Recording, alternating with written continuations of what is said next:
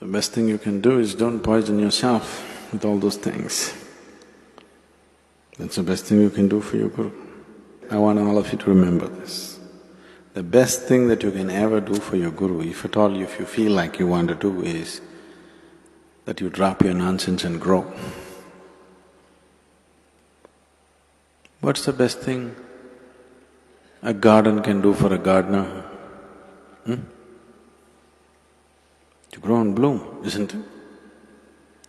No, we want to do this to you, we want to do that to you. That's not the intention. That's not the goal. The best thing you can do for anybody is, you must do what they want, isn't it? Not what you want. Always this is the problem. The best thing you can do for anybody is, you must do what they want. All this activity,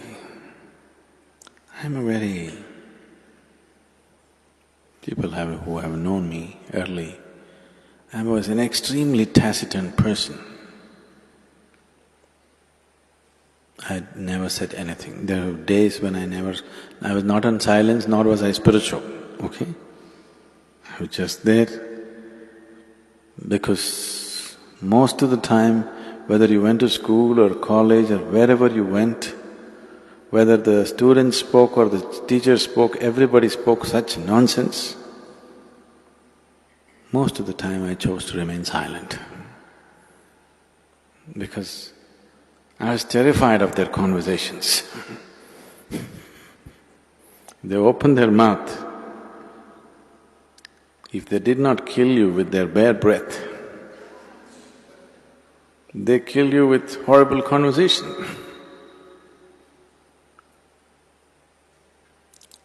Very few people on this planet can simply joyfully say something, it doesn't matter. You don't have to say some great thing. Simply pouring out of their heart, saying something, or simply able to be with another person, very few people. All others are desperately trying to be smart, or they're repeating something they heard somewhere, something they read somewhere, some nonsense endlessly. So I would never speak. Very rarely I would speak. In some places I was exuberantly boisterous, but in most of the other places I was… because I understood if I don't speak, they won't speak, that saves me.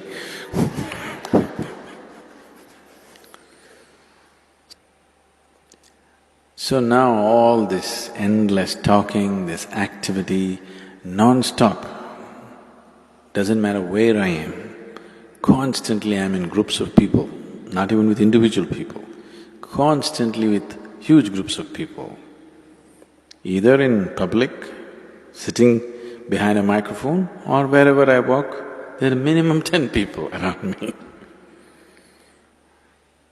So, this is not my personal choice. This is a terrible need that there is in the world. That if you do not communicate the way people know, if you do not behave and act the way people know right now, if you don't walk 2 steps with them, you can never walk them in a different direction.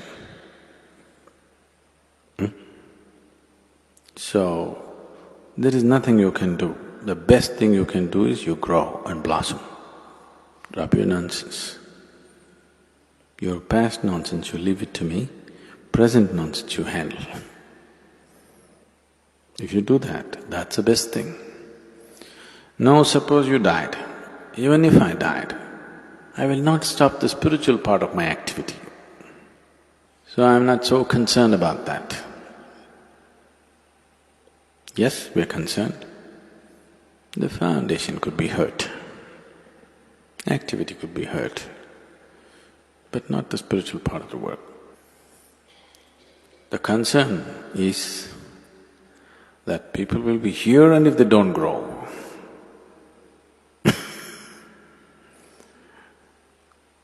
I planted people in my garden and they never blossomed. That I'm terrified of.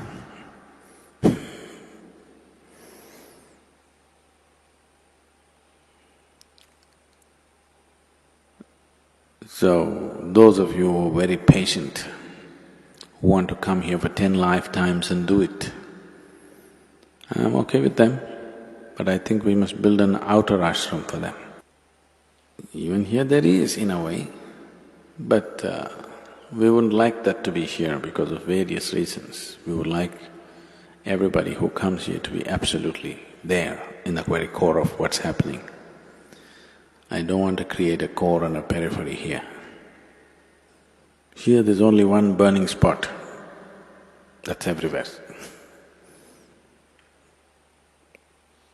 So, if you've seen the popcorn? You never seen popcorn? It's just a damn corn, how it floured, the right amount of heat. But some get burnt, some won't pop. That's because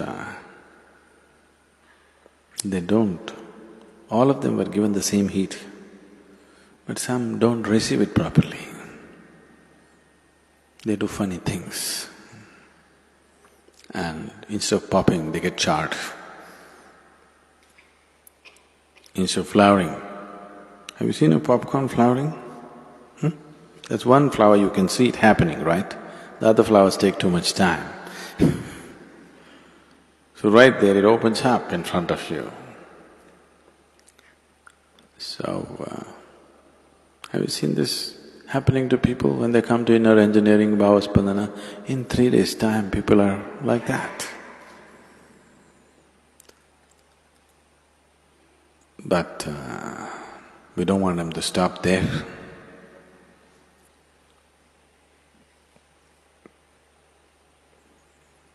Because we are attanika asapadu people. You know what that means? We desire for everything, we don't desire for this much growth or that much growth. We are not willing to settle for anything less than the whole. If you are willing to settle for peace, we could settle you very easily.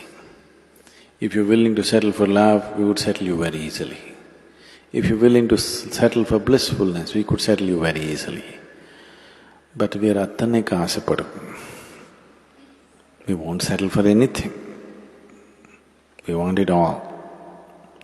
Because of that kind of mode, it's just on and on and on. If you're willing to settle for any one of those things, peace, love, satisfaction, happiness, we could have settled you up very easily. So if you just want to settle for any one of them, it's okay, it's your choice. But and you need not be in the core of things. You could be anywhere and still do that,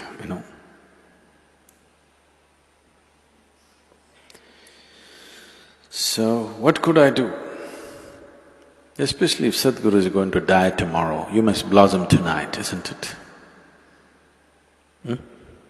So I want you to look at life like this. Either you may die or I may die tomorrow morning.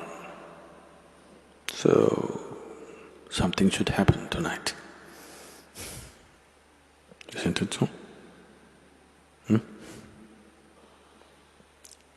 So don't think in terms of weeks and months and years and decades or lifetimes. Think in terms of moments. Because life is in moments.